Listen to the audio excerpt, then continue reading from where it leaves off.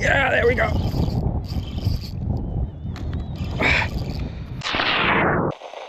Guys, this is the last chance to fish any lure I want. After today, I'm quite limited for a few months because Pike and Zander are closed. So obviously towards the end of the season I've been sick, and I still kind of am. But I thought I have to go out for a few hours today, and where am I? Surprise, surprise, I am on my lake. I am on the lake that I found and fished twice and caught some fish, including a big perch, my French perch PP. And yeah, we're back. So I'm gonna pack a bit more today. I've got 2 rods with me. I will have a twitching rod. I will have the same rod that I had last time with a twitch bait, with a large twitch bait, because that worked really well last time. Gonna be rigged with a wire trace, and I'm always gonna start the spot with that. And then I'm gonna have a little finesse rod with me as well, which I'll rig with a 5-gram drop shot. And if nothing happens on the twitch bait, I will stay there, and I'll do a very slow presentation close to the bottom with a drop shot, because don't forget, it is the middle of January. It is pretty cold. It isn't freezing at the moment, but still the water is... I know it's quite hard to believe that I am not affiliated with H2O with the amount of nebulas I fish in my videos, but I'm not. I just love those rods. Bought them all with my own money. We've got the 28 gram with a 3000 reel with a Stratic on there, which I'm gonna rig up for the bigger twitch baits. And then I'm gonna get the 15 gram light gamer nebula ready with a drop shot. 5 gram should be sufficient to get... Oh, there's a tree up here. Oh, and a bird's nest. So 5 grams should be sufficient for what I need, the distance I need and the depth that I'm fishing.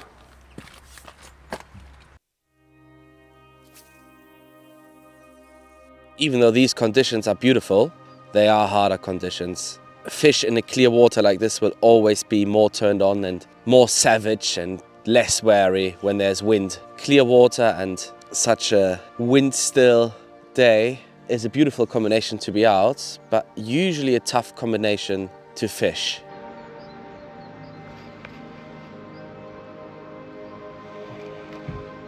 Maybe they've just moved down a couple of floors, and we'll get them with a drop shot if we don't get them with this. Alrighty, like I said, nebula rod as well, 2,500 Vanford on there, and then we are fishing on a drop shot hook. The FiTU craw, that's the final version, guys, 2.8 inch. Nice snacky craw.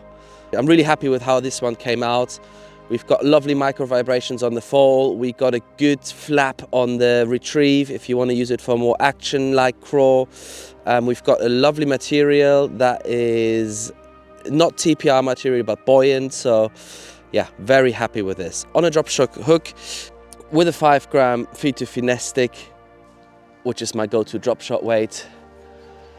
And let's see if we can get into that area. We will be lacking a little bit of distance. Well guys, with a 5 gram, we are not getting where we want to get to the drop-off. We can't even get over the drop-off at all, so we're staying in this very shallow water.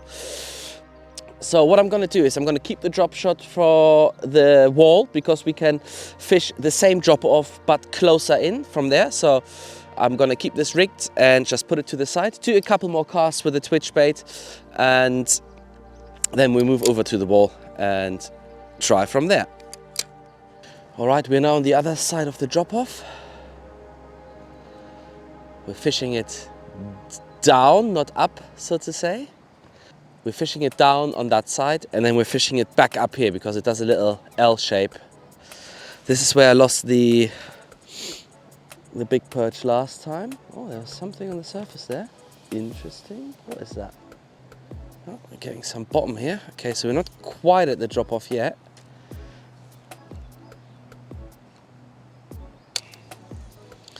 Okay, yeah, we picked up some leaves, so the drop off is going to be a bit more to the right. By the way, those leaves, I'm just assuming, because there isn't a crazy amount of trees around this side, but there's a decent amount of trees and forest that side of the lake.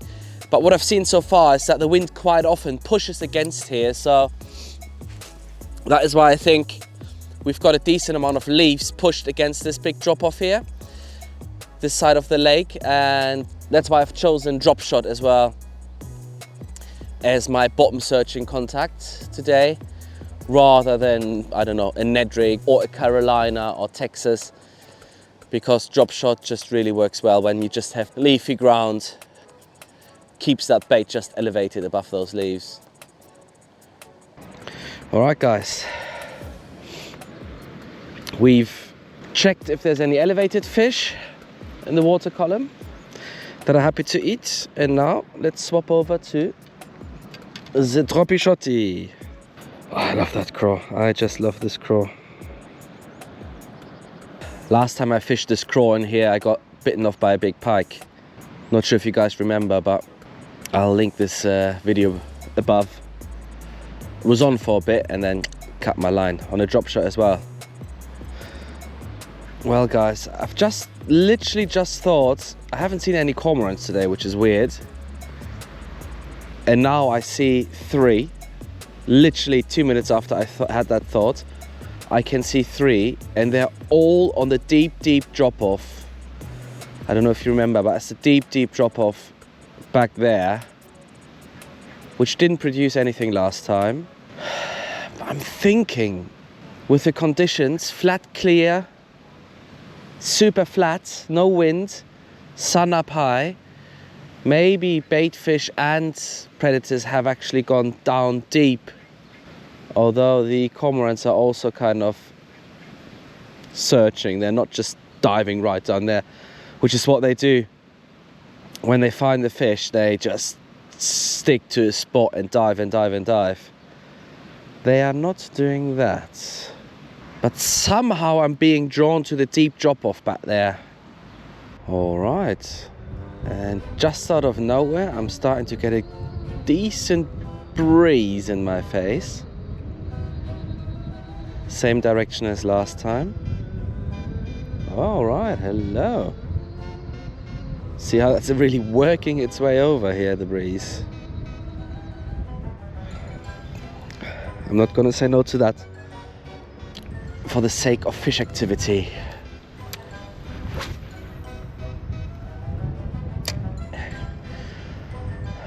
Not so much the casting distance against the wind.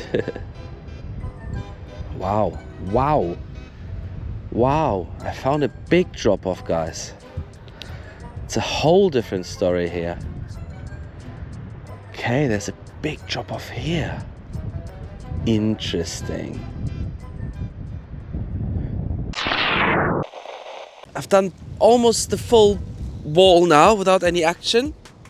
I was quite strict on always doing some casts with a twitch bait and then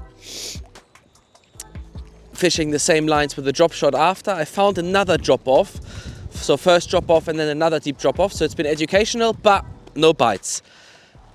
I'm on one of the last hotspots here on the wall, and then I'm gonna go down there. Hello, Mr. or Mrs. Cormorant. I'm gonna go to the deeper drop off. But also, as you can see, conditions have changed. Out of nowhere, the wind started coming in. And you know what? I have good experience with winds on this water, so why not? Yeah, the only thing I might have to change with this wind on the drop off to go up to 7 grams on the drop shot in a bit. But for now, we're all right. For now, we are fine. Again, as I have done, twitching, one straight out, one left, one right. Ideally, I do the left and right first. And then, like Mike would say, Ike, cut the pizza. It wasn't quite close enough, that cast to the bank. I like to go really close here because of those trees reaching into the water, or bushes more like, which have been cut, I guess for fishing access, but no pike, no perch there, down there. One bank casted to this side But yeah, that is what I like. Right at the bank. Alright guys, we've cut the pizza with a twitch bait. Now let's do some drop shot. But like I said, I will go up to 7 grams. Bonjour.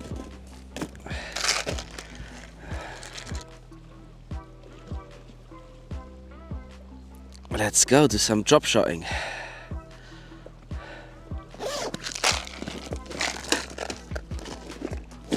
So same again, bank cast.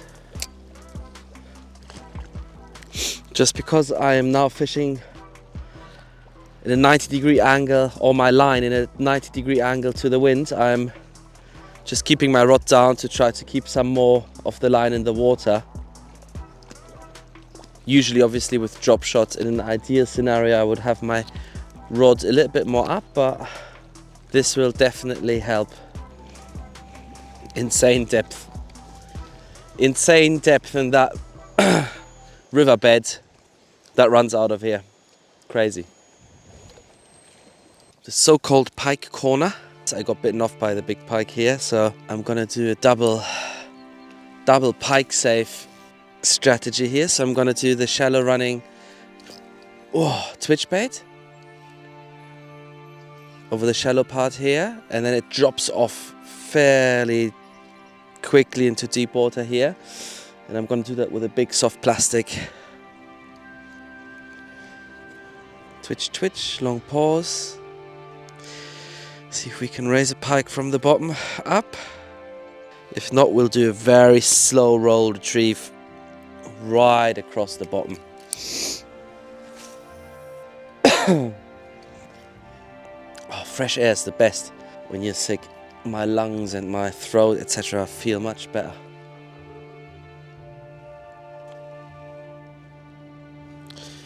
Alright, one more cast with the twitch bait, and then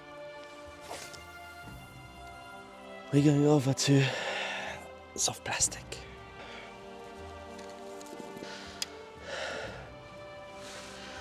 Here we go, guys. Big roach imitation on a 10.5 gram FiTU round jig head. Slow roll right over the bottom. See if we can outsmart a big pike with that. Sensational. Big pike incoming, guys, I'm telling you. Whoa.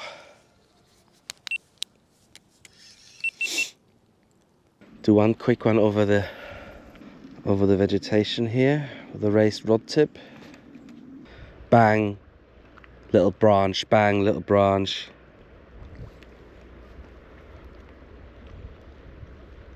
Fish all the way to the bank, guys. They're so well camouflaged. They'll absolutely trick you and you won't see them. Yeah, there we go. What did I say, guys? What did I say? Oh, it's not huge, but it's decent size actually. It's an 80 or something, maybe. But remember, they're super strong in here. Oh, what a bite. On the first drop there, I cast on a slightly more shallow on the other bank. Yeah. C'est medium pike. Ça va? Ça fait plaisir. Oui, c'est le premier poisson.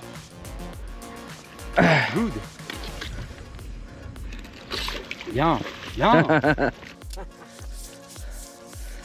There we go. There we go. Ah, beautiful. The bait is out already. There we go. Yes. There we go. There we go, guys. Really nice hard bite. Quickly get it back. Nice 65 or something like that. Au revoir. Yes. Yeah. Well, guys, what did I say? Pike corner. And the funny thing, as soon as I hooked into this fish, my friend from last time, if you watched the last video from this spot, you might know him a little bit.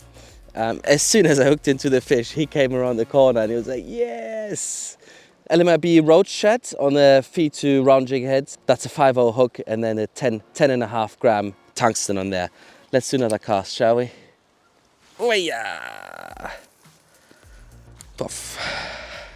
Guys, this is where I snatched the pike from the other side, but this drop off here. But I wanted to fish around the side a little bit here. It's like a spot I couldn't reach from the other bank.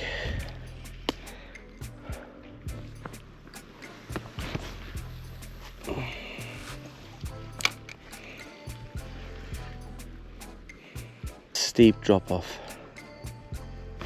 Oh my god!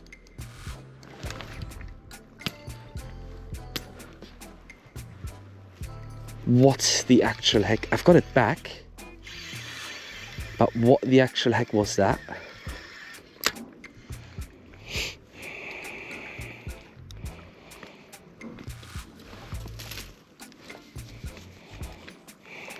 Someone else's braid again.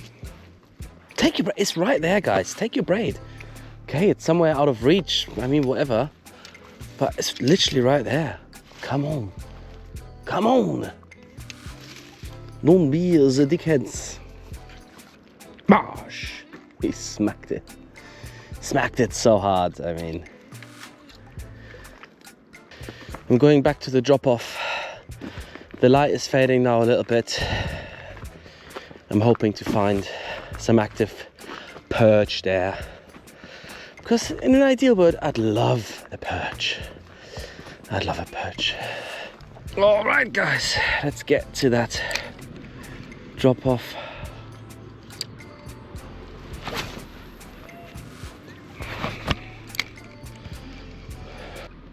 See if there's any chunky perch there.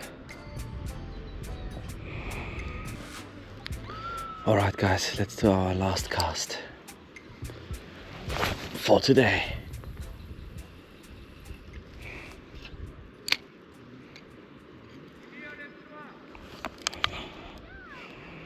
All right, guys, that's it. No more fish for today, but a wonderful sunset for the last session of the pike season / predator season. It's a little bit difficult, but essentially the last session I can do for some time where I'm completely free with what lures I use, where I use them, etc. If you want to, we can dive into the rules a little bit deeper in a separate video.